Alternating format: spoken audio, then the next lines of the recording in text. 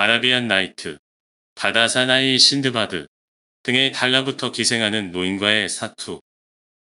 신드바드가 누린 안락한 생활은 너무도 즐거운 것이라 이전의 모험들을 통해 겪었던 고난과 괴로움을 잊게 해주었지만 다시 새로운 여행을 떠나고 싶은 욕망까지 없애주지는 못했습니다. 그래서 그는 상품들을 구입하고 여러 대의 마차에 나눠 실은 후 가장 가까운 항구로 갔는데 이번엔 자신이 배를 지휘하고 싶다는 욕심에 자기 비용으로 배를 한 척 건조했습니다. 배가 준비되자 그는 물건을 싣고 승선했지만 모든 비용을 자기가 다 댈 수는 없어 각국의 상인 여러 명을 그들의 짐과 함께 받아들였고 순풍에 돛을 펼치고 남바다로 나갔습니다. 오랜 항해 후에 처음 배를 댄 곳은 어떤 무인도로 그곳에서 그들은 앞서 나왔던 커다란 로크가 낳아놓은 알을 하나 발견했는데 막 구하려는 새끼 로크가 밖으로 나오려고 부리로 껍질을 쪼고 있었습니다. 신드바드는 알을 건드리지 말라고 경고했지만 함께 섬에 상륙한 상인들은 들으려 하지 않았고 도끼를 휘둘러 알을 깨서 구멍이 생기자 새끼 새를 죽인 후 그 살을 빼내 불에 구웠습니다. 그들이 새 구이로 배를 실컷 채우고 나자 저 멀리 하늘에서 커다란 구름 두 개가 이쪽으로 오고 있는 것이 보였는데 신드바드가 고용한 선장은 경험으로 이것이 무엇을 의미하는지 너무 잘 알고 있었습니다. 그는 새끼 새의 아비와 어미가 온다고 소리치면서 불행을 피하고 싶으면 지체 없이 배에 오르라고 재촉했는데 그들이 황급히 승선에 돛을 펼쳤을 때 두 마리 로크는 섬뜩한 소리로 울어대며 섬에 다가왔습니다. 그리고 그 울음소리는 둥지와 새끼가 어떤 꼴이 되었는지 발견하고 나서는 한층 거세졌는데 복수의 뜻을 품은 녀석들은 날아왔던 쪽으로 다시 날아가더니 시야에서 사라져 버렸습니다. 그들은 이 틈을 이용해 위험에서 벗어나기 위해 필사적으로 움직였지만 다시 돌아온 루크들의 발톱에는 엄청 큰 바위 덩어리가 하나씩 들려 있었고 녀석들은 배 위쪽 하늘에 멈춰 바위 덩어리를 아래로 떨어뜨렸습니다. 노련한 조타수는 가까스로 키를 돌려 첫 번째 바위는 피했지만 불행하게도 두 번째 바위가 정확히 배 중간 부근에 명중했고 배는 박살이 나서 수만 조각으로 튀었습니다.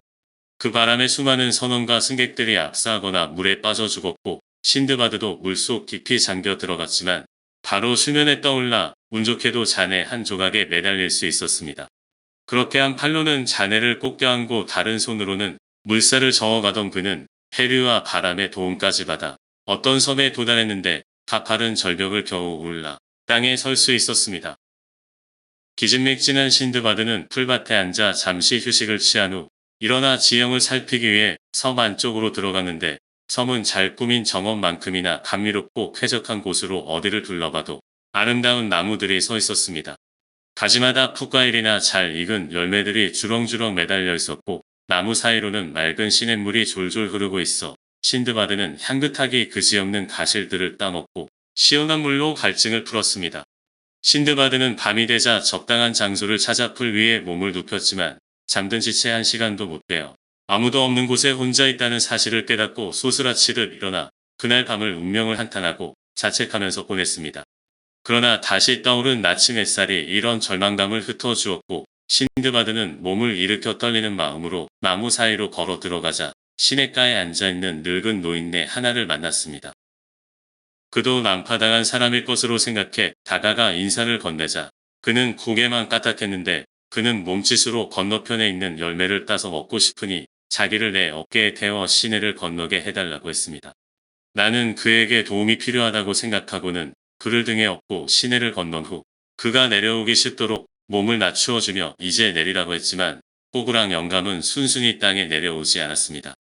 오히려 새가죽 같은 피부로 덮인 두 다리를 슬그머니 신드바드의 목에 감더니 펄쩍 어깨 위로 올라타고는 마치 목을 졸라 죽이려는 듯 두 다리로 목을 꽉 쥐어 공포에 사로잡힌 신드바드는 그만 정신을 잃고 말았습니다. 그렇게 기절해 있었지만 이 찰거머리 같은 늙은이는 여전히 신드바드의 목에 달라붙어 있었는데 겨우 그가 정신을 차릴 수 있을 정도만큼만 다리를 벌려주었습니다. 신드바드가 정신을 차리자 그는 한쪽 다리로는 가슴팍을 짓누르고 다른 다리로는 옆구리를 마구 치면서 신드바드가 몸을 일으키게 했고 일어나자 이번에는 나무 아래로 가게 했습니다. 그러고는 멈추게 하더니 열매를 따서 먹었는데 하루 종일 늙은이는 신드바드를 놔주지 않았고 밤이 되어 쉴 때도 다리를 여전히 신드바드의 목에 감은 채 함께 땅에 누웠습니다. 그렇게 아침마다 그는 다리로 목을 쥐어 신드바드를 일으켜 걷게 했는데 이 도저히 떼어낼 수 없는 짐을 지고 다니는 것은 정말로 끔찍한 일이었습니다.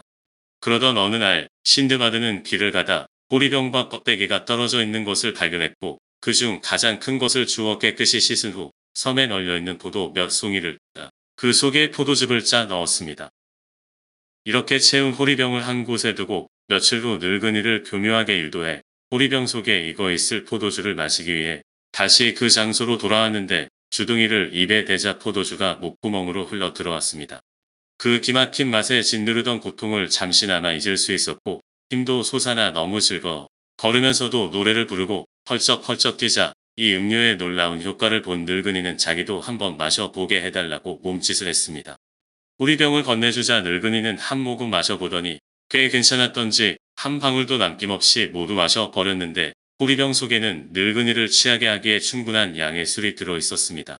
금세 술 기운이 오른 늙은이는 몸을 앞뒤로 흔들어대며 나름대로 목청껏 노래를 불렀고 그렇게 신드바드 위에서 난리를 쳐대다가 결국 힘이 풀렸는지 늙은이의 두 다리가 약간 느슨해졌습니다. 신드바드는 이 기회를 놓치지 않고 그를 땅바닥에 내팽개쳤는데 늙은이가 땅에 누워서도 움직이지 않자 신드바드는 커다란 돌덩이를 집어들어 그 머리를 박살내버려 저주받을 늙은이에게서 해방되었습니다. 신드바드는 바닷가로 향해 그곳에서 물을 길고 잠시 바람을 쐬기 위해 배를 정박하고 상륙한 사람들을 만날 수 있었는데 그들에게 겪은 이야기를 해주자 그들의 놀라움은 한층 커져 이렇게 말했습니다. 당신은 바로 바다의 늙은이에게 걸렸던 겁니다. 또 당신은 그 늙은이가 목 졸라 죽이지 못한 첫 번째 사람이지요. 그는 누구든 한 번 걸리면 절대 놔두지 않고 결국은 목 졸라 죽여버리곤 했어요. 그런 식으로 수많은 사람이 죽어갔고 그 때문에 이 섬이 유명해졌지요. 그들은 신드바드를 배로 데려갔고 선장은 사연을 모두 듣고서 따뜻하게 그를 맞아 주었으며 배는 다시 돛을 펴고 출발해 며칠간의 항해 끝에 훌륭한 석재로 지은 가옥들이 늘어선 큰 항구에 닿았습니다. 배에서 친해진 상인이 권유에 함께 항구에 갔더니 상인들이 묵는 집에 데려가 큰 자루를 하나 주더니 역시 자루를 들고 있는 다른 사람들에게 소개하면서 열매를 따러 갈 때 신드바드를 데려가 달라고 부탁했습니다. 자, 저 사람들을 따라가 보세요. 가서 저 사람들 하는 대로만 하면 됩니다. 하지만 절대 저희들에게서 떨어져서는 안 돼요. 잘못하면 죽을 수도 있으니까요.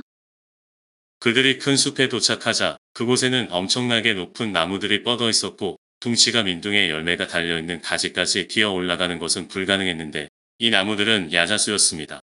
그들이 열매를 자루에 채워 올 계획으로 숲에 들어서자 원숭이들이 사람들을 보고 달아나더니 민첩한 동작으로 나무 꼭대기로 올라갔는데 상인들은 돌멩이를 들어 나무 꼭대기에 있는 원숭이들을 향해 힘껏 던졌습니다.